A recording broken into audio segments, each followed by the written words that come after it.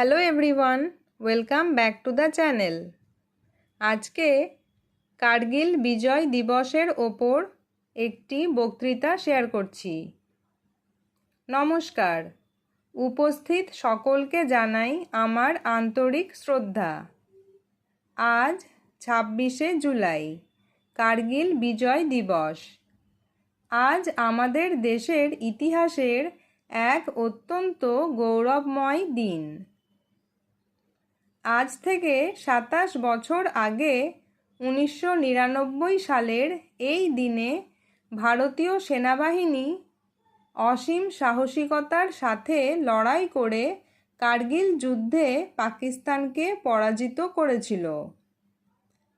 পাকিস্তানি সেনারা লুকিয়ে লাদাখের উত্তর কার্গিল জেলার পাহাড়ে অনুপ্রবেশ করেছিল, কিন্তু আমাদের বীর জওয়ানরা নিজেদের প্রাণের পরোয়া না করে দুর্গম পাহাড়ের চূড়া থেকে শত্রুদের হটিয়ে তেরঙ্গা পতাকা উত্তোলন করেছিলেন।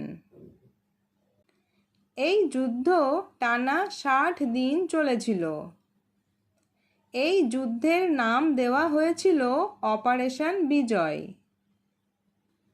আজকের দিনটি সেই সমস্ত বীর শহীদদের স্মরণ করার দিন, যারা আমাদের দেশের সুরক্ষার জন্য নিজের জীবন উৎসর্গ করেছেন।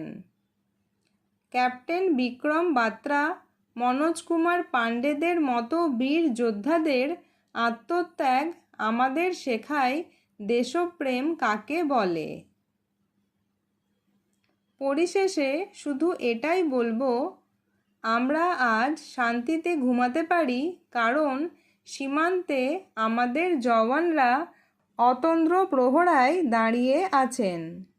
আসুন আমরা শপথ নিই, দেশের প্রতি আমরা সর্বদা অনুগত থাকব এবং দেশের উন্নতির জন্য কাজ করব।